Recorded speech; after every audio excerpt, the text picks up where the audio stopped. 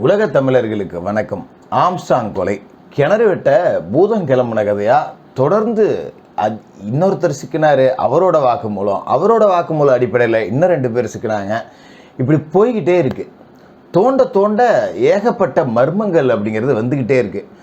எனக்கு தெரிஞ்சு கிட்டத்தட்ட 50க்கும் மேற்பட்டோர் இந்த கொலை வழக்கில் தொடர்பில் இருந்திருப்பாங்க போல இருக்கு.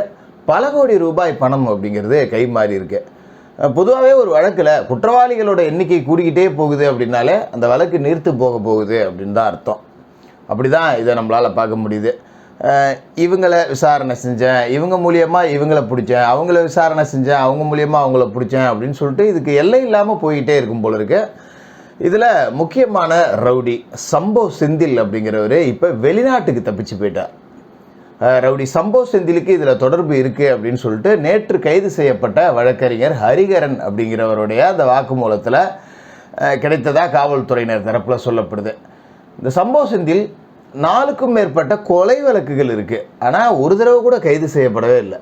ஆச்சரியமாக இல்லை? சாதாரணமாக ஒரு திருட்டு வழக்கு அப்படின்னா கூட குற்றவாளி தலைமறைவாயிட்டான்னா என்னையா இருந்தாலும் அவன் வீட்டுக்கு வந்தான்னா போலீஸ் பிடிச்சிருவாங்க. ஏதோ ஒரு ரூபத்தில் கண்டிப்பாக அவன் சிக்கிடுவான். கொலை வழக்கில் சம்மந்தப்பட்டும் கூட இந்த சம்போ செந்திலை ஏன் போலீஸால் பிடிக்க முடியல? இதுக்கு பின்னாடி இருக்கக்கூடிய சமூக அரசியல். சம்போ செந்திலை வெறும் ரவுடி அப்படின்னு மட்டும் சொல்லிட முடியாது. ஒரு பெரிய தொழிலதிபர். ஒரு பாத்திரம் தயாரிக்கக்கூடிய நிறுவனத்தை சென்னையிலே வச்சுருக்காரு. ஒரு சாக்லேட் தயாரிக்கக்கூடிய நிறுவனத்தை சென்னையிலே வச்சுருக்கார். இப்படி 2 பெரிய தொழில்கள் செய்யக்கூடிய ஒரு தொழிலதிபர், மறுபக்கம் திரைமறைவில் பெரிய ரவுடி, பல கொலைகளுக்கு ஸ்கெட்ச் போட்டவர். இவரை பற்றி ஒரு உதாரணம் சொல்லணும் அப்படின்னா 2020 மார்ச் 3ஆம் தேதி ஜெமினி பிரிட்ஜ் இருக்குல்ல, சென்னையில் மையப்பகுதியான ஜெமினி பிரிட்ஜு, அதை தாண்டினா டிஎம்எஸ் வரும் பார்த்தீங்களா, காமராஜர் அரங்கம் தேனாம்பேட்டை போகிற சாலை. அதில் ஒரு கார், ஃபார்ச்சூனர் கார் போயிட்டுருக்கு. அந்த காரை சுற்றி ரவுடிகள் 2 வீலரில் துரத்திக்கிட்டு இருக்காங்க. ஒருத்தன் அந்த கார் மேலே கையெறி குண்டை வீசுகிறான். எல்லார் கையிலையுமே துப்பாக்கி இருக்குது. இதை பார்த்து மக்கள் கொஞ்சம் கூட அதிர்ச்சி ஆகலை. ஏன்னா சென்னையில் துப்பாக்கி குண்டு வீசி கொலை அப்படிங்கிற கலாச்சாரம்லாம் இல்லை. ரவுடிகள் வெட்டிக்குவாங்க, இது ஏதோ சினிமா ஷூட்டிங் போல இருக்குது அப்படின்னு தான் அந்த பக்கம் போன மக்கள் எல்லாரும் நினச்சாங்க. ஆனால் உண்மையிலேயே இது ஒரு கொலை முயற்சிக்கான சம்பவம் அப்படிங்கிறதும், இதை செஞ்சது பிரபல ரவுடியான சம்போ செந்தில் அப்படிங்கிறதும் பிறகு தான் தெரிஞ்சுது. அந்த ஃபார்ச்சூனர் காருக்குள்ளே யார் இருந்தாங்க அப்படின்னு பார்த்தீங்கன்னா, சென்னையை கலக்கிக்கிட்டு இருக்கக்கூடிய பிரபல ரவுடியான காக்கா தோப்பு பாலாஜியும் சிடி மணியும் தான் இருந்திருக்காங்க. உயர்நீதிமன்றத்தில் ஒரு வழக்குக்காக 2 பேரும் ஆஜராகிருக்காங்க. அதன் பிறகு இன்னொரு வழக்குக்காக சைதாப்பேட்டை கோர்ட்டுக்கு போயிட்டு வந்திருக்காங்க. போகிற வழியில் தான் அவங்கள தீர்த்து கட்டணும் அப்படின்னு சம்போ செந்தில் போட்ட ஸ்கெட்சின் அடிப்படையில் இந்த சம்பவம் அப்படிங்கிறது நடந்திருக்கு. ஆனால் அந்த அட்டம்ப்டில் காக்கா தோப்பு பாலாஜி சிடி மணியும் தப்பிச்சிட்டாங்க. இப்பேற்பட்ட ஒரு நொட்டோரியஸ் கிரிமினல் தான் இந்த சம்போ செந்தில். ஆனால் எந்த வழக்கிலையுமே அவர் கைது செய்யப்படவே இல்லை. இதுக்கு பின்னாடி இருக்கக்கூடிய அரசியல் லாபி என்ன அப்படிங்கிறத பார்த்துருவோம். இப்போ ஆம்ஸ்ட்ராங் கொலையில் ஸ்கெட்ச் போட்டது சம்போ செந்தில் அப்படின்னு சொல்கிறாங்க. ஏன்னா சம்போ செந்தில் அப்படிங்கிறவர் பல கொலைகளுக்கு ஸ்கெட்ச் போட்டு கொடுத்துருக்காரு. நேரடியாக போய் இல்லை அப்படின்னாலும் அவர் ஸ்கெட்ச் நிறையா போட்டு கொடுத்துருக்காரு. ஆனால் இவரை பிடிக்கிறதுக்கான முகாந்திரம் அப்படிங்கிறது எதுவுமே காவல்துறையினருக்கு கிடைக்கல. ஒரு கட்டத்துக்கு மேலே காவல்துறையினர் என்ன பண்ணுறாங்க, 2020 இவரோட அந்த பாத்திரம் தயாரிக்கிற நிறுவனத்தில் போய் ஒரு 4 ஊழியர்களை அரெஸ்ட் பண்ணிட்டு போகிறாங்க. சம்போ செந்திலுக்கு ஏதாவது வாக்குமூலம் கொடுங்க அப்படின்னு சொல்லி. ஆனால் கொடுக்க மறுக்கிறாங்க. அப்போ சம்போ செந்தில் என்ன பண்ணுறாரு, சம்போ செந்தில் வழக்கறிஞர் வேறு. வழக்கறிஞராக இருந்து அந்த காலகட்டத்திலே பிரபல ரவுடியான கல்வெட்டு ரவி, இப்போ பிஜேபியில் இருக்கார் இல்லையா, அவரோட தொடர்பில் இருந்தவர். அப்படிப்பட்ட இந்த சம்போ செந்தில் என்ன பண்ணிட்டார்னா, தன்னோட ஆதரவு வழக்கறிஞர்கள் எல்லாத்தையும் திரட்டிக்கிட்டு நீதிமன்ற வளாகத்திலே ஒரு போராட்டம் நடத்துகிறாரு காவல்துறைக்கு எதிராக. என் மேலே வேணும்னு பொய் கேஸ் போடுறதுக்கு காவல்துறை முயற்சி செய்யுது, என்னோட பாத்திர கம்பெனியில் வேலை செய்கிற பசங்கள்லாம் கூட்டு போய் பொய் கேஸ் போட்டு மிரட்டுறாங்க அப்படின்னு போராட்டம் நடத்த இது காவல்துறைக்கு ஒரு நெருக்கடியாக இருந்ததால் இப்போ விட்டுட்டாங்க. அதன் பிறகு சம்போ செந்தில் அப்படிங்கிறவர் தலைமறைவாயிடுவார். அவர் எப்படியாவது நம்ம பிடிக்கணும் அப்படின்னு காவல்துறை திட்டம் போட்டாங்கன்னா உடனே இவர் தூத்துக்குடி மாவட்டத்தை சேர்ந்த அந்த சாதியை, எந்த சாதின்னு நம்ம சொல்லிக்க வேண்டியதில்லை, அந்த சாதிய லாபி இருக்குது பார்த்தீங்களா, அரசியல் லாபி, அது இவருக்கு ஆதரவாக செயல்பட்டு இவரை காப்பாற்றிடும். சம்போ செந்தில் தூத்துக்குடி மாவட்டம் தண்டுப்பத்து அப்படிங்கிற கிராமத்தை சேர்ந்தவர். வெங்கடேச பண்ணையாரோட ரொம்ப நெருங்கிய ஒரு உறவினர். அந்த காலகட்டத்திலேயே இவர் வந்து ஒரு வசதியான குடும்பத்தில் பிறந்தவர், பயங்கர வசதி. சென்னை வந்து சட்டக்கல்லூரியில் படித்து முடிச்சிருக்காரு. படித்து முடித்த உடனே கல்வெட்டு ரவியோட தொடர்பு ஏற்பட்டிருக்கு. கல்வெட்டு ரவிக்கு காக்காத்தோப்பு பாலாஜி அப்படிங்கிறவர் எதிர்த்தரப்பு. அதனால் காக்காத்தோப்பு பாலாஜியை எப்படியாவது போட்டு தள்ளணும் அப்படிங்கிற முயற்சி தான் இந்த 2020 ஜெமினி பிரிட்ஜு கீழே நடந்தது. சரி, இந்த சம்பவ செந்தில் என்னென்ன சம்பவத்தெல்லாம் தொடர்பில் இருக்கார் அப்படிங்கிறத பார்த்தோம்னா, 2015 காஞ்சிபுரம் மாவட்டம் சூனாம்பேடு காவல் நிலைய எல்லைக்கு உட்பட்ட பகுதியில் வழக்கறிஞரான காமேஷ் அப்படிங்கிறவரை சுட்டு கொண்ட வழக்கு இந்த சம்பவ செந்தில் மேலே இருக்கு. ஆனால் இந்த வழக்குலையும் அவரை கைது செய்யப்பட முடியல. இவரோட துப்பாக்கி எடுத்து இன்னொருத்தர் சுட்டு கொண்டுட்டாரு அப்படிங்கிற மாரி போட்டதில் நீதிமன்றம் இவரை விடுதலை செஞ்சிருச்சு. பெருசாக இவருக்கு அதில் தொடர்பு இல்லைங்கிற மாதிரி ஆயிடுச்சு. அதன் பிறகு 2017 வருடத்தில் காக்காத்தோப்பு பாலாஜியோட ஆட்கள் என்ன செஞ்சாங்கன்னா, கல்வெட்டு ரவியோட கூட்டாளியான விஜயகுமார் அப்படிங்கிறவரை இந்த ஜார்ஜ் டவுன் நீதிமன்றத்தில் ஆஜராகிட்டு வெளியில் வரும்போது போட்டு தள்ளினாங்க. இது சிசிடிவி காட்சிகள்லாம் வந்து பெரிய பரபரப்பாச்சு.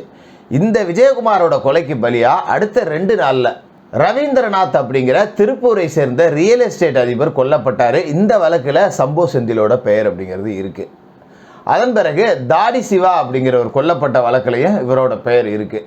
இப்படி இத்தனை கொலை வழக்கு, இவ்வளோ பிரச்சனையில் சம்போ செந்தில் பேர் இருக்குது. ஆனால் சம்போ செந்தில் பிடிபட்டதே கிடையாது. எப்படியாவது சம்பவ செந்திலை பிடிக்கணும் அப்படின்னு முயற்சி செஞ்சாலும் இந்த சமூக லாபி அந்த சமூகத்தை சேர்ந்த முக்கியமான அரசியல் புள்ளிகளை பிடிச்சி ஏதோ ஒரு ரூட் எடுத்து அவர் வெளியில் ரொம்ப சர்வசாதாரணமாகவே சுற்றுவார். அப்படிப்பட்ட சம்பவ செந்தில் ஆம்ஸ்ட்ராங் கொலையில் ஒரு முக்கிய புள்ளியாக இருக்கார் அப்படிங்கிற காவல்துறை தெரிவிச்சிருக்கு. சம்பவ செந்திலை தேடணும் அப்படின்னு இவங்க நினைக்கும் போது சம்பவ செந்தில் நேபாளம் வழியாக வெளிநாடுகளுக்கு தப்பி போயிட்டார் அப்படிங்கிற செய்தியும் இப்போ வருது. பொதுவாகவே சம்பவ செந்தில் வந்து இது மாதிரி பிரச்சனைகள்லாம் வரும்போது வெளிநாடு தப்பி போயிடுவார். ஏதோ துபாய், சிங்கப்பூர், மலேசியா இப்படி எங்கேயாவது சுற்றிட்டு நேபாளம் போயிட்டு இந்தியாவுக்கே வந்தாலும் கூட டெல்லி, கர்நாடகா, கேரளா இந்த மாதிரியான வெளி மாநிலங்களில் தான் இருப்பார். பெரும்பாலும் டெல்லியில் இருப்பார். இங்கே தென் இந்தியாவுக்குள்ளே வரணும், பெரும்பாலும் டெல்லியில் தான் இருப்பார். தென்னிந்தியாவுக்குள்ளே வரணுன்னா கர்நாடகாவை தான் அவர் சூஸ் பண்ணுவார். தமிழ்நாட்டுக்குள்ளே பெரிய அளவில் வர்றதே இல்லை. வந்தால் இந்த மாதிரி ஏதாவது சம்பவங்களை செஞ்சுட்டு ஓடி போகிறதால இவருக்கு பேர் சம்பவம் செந்தில். அதன் பிறகு தான் சம்பவ செந்தில் அப்படின்னு மருவி மாறி இருக்கு. அப்படிப்பட்ட ஒரு குற்றவாளி இந்த ஆம்ஸ்ட்ராங் கொலையில் இருந்திருக்கார் அப்படின்னு இப்போ தேடப்படக்கூடிய வேலை அப்படிங்கிறது நடக்குது. இதில் ரவுடிகளுக்கு கட்சி, ஜாதி, மதம் ஒரு இழவும் கிடையாது. காசு கொடுத்தா கொலை பண்ணுவான். இதில் காவல்துறையிலேருந்து இன்னும் சில தரப்பு, இது காவல்துறையினர் சொல்கிறாங்கன்னு இல்லை, செய்திகளாக ஓடுது. என்ன அப்படின்னா, சிறையில் இருக்கக்கூடிய ஆயுள் தண்டனை முக்கியமான கைதியை ஒரு பெரிய டானாக இருக்கக்கூடிய நாகேந்திரன் அவர்களோட பெயரும் இதில் அடிப்படுது. இது என்ன மனநிலை அப்படின்னு தெரியல. சிறையில் இருக்கக்கூடிய ஒருத்தரோட பேர் இந்த கொலையில் அடிப்படுதுன்னா அப்போ சிறைத்துறை என்ன பண்ணுது அப்படின்னு கேள்வி இங்கே எழுதா இல்லையா? இது வந்து காவல்துறைக்கும் சிறைத்துறைக்கும் அவமானம். நாகேந்திரன் அவர்கள் ஒரு ஆயுள் சிறைவாசியாக உள்ளே இருக்கார். அவருக்கு ஏற்கனவே சர்க்கரை வியாதி உள்ளிட்ட வியாதிகள் இருக்குது. அவரை விடுதலை பண்ண சொல்லி அவங்க குடும்பத்தினர் மனுவெல்லாம் போட்டுக்கிட்டு இருக்காங்க. இப்போ அவரோட பேரும் இதில் அடிப்படுது அப்படின்னு வாய் புளித்ததோ மாங்காய் புளித்ததோன்னு இஷ்டத்துக்கு பேசுகிறது ஏற்புடையதாக தெரியல. அதே மாதிரி குற்றவாளிகளோட எண்ணிக்கை கூடிக்கிட்டே போய்கிட்டே இருக்குது. சர்வ கட்சி கூட்டணி கொலை மாதிரி இருக்குது. எல்லா கட்சிக்காரர்களும் இதில் இருக்காங்க. நான் சொன்னேன் பார்த்தீங்களா, ரவுடிகளுக்கு கட்சி, ஜாதி, மதம் எதுவும் கிடையாது. காசு கொடுத்தா போட்டு தள்ளிட்டு போயிட்டே இருப்பானுங்க, அவ்வளோதான் அப்படின்னு. அதே மாதிரி இந்த கொலைகாரர்களோட எண்ணிக்கை, குற்றவாளிகள், குற்றத்துக்கு உடந்தையாக இருந்தவங்க, பல கோடி ரூபா கை மாற்றி விட்டவங்க, இப்படி எண்ணிக்கை கூடிக்கிட்டே போகும்போது வழக்கு நிறுத்து போகும். குற்றவாளிகளோட எண்ணிக்கை பெருக பெருக பெருக ஆதாரங்களை திருட்ட வேண்டியது ஒரு பெரிய குதிரை கும்பா போயிடும். ரொம்ப சர்வசாதாரணமாக கை தேர்ந்த வழக்கறிஞர்கள் இந்த வழக்கை கோர்ட்டில் செதற அடிச்சிருவாங்க. ஏன்னா இந்த பெரிய நெட்வொர்க் இருக்குது, இவங்களுக்காக ஆஜராகிறதுக்கு ஏகப்பட்ட வக்கீல்கள் வருவாங்க, நிறைய பணமும் இருக்கும். அதனால் குற்றவாளிகள் எல்லாமே நீதிமன்றத்தால் விடுதலை செய்யப்படுறதுக்கான வாய்ப்பு அப்படிங்கிறது தான் இருக்குது.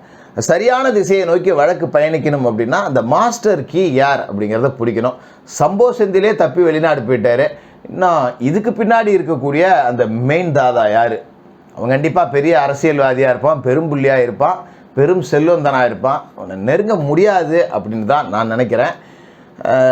என்னோட பார்வையில் கிட்டத்தட்ட ஆம்ஸ்ட்ராங் வழக்கு நிறுத்து போகும் அப்படிங்கிற மாதிரி தான் பார்க்குறேன். ஆனால் காவல்துறையினர் இதில் துரிதமாகவே விசாரணை செய்கிறாங்க, சரியான போக்கில் போய்கிட்டு இருக்கு, அதை குறை சொல்ல முடியாது. ஆனால் குற்றவாளிகளோட எண்ணிக்கையை அதிகரிக்க அதிகரிக்க வழக்கு நீர்த்து போகும் அப்படிங்கிறது எனக்கு மட்டும் இல்லை, காவல்துறையினருக்கு மட்டும் இல்லை, எல்லாருக்குமே தெரியும். பார்ப்போம் என்ன நடக்குதுன்னு.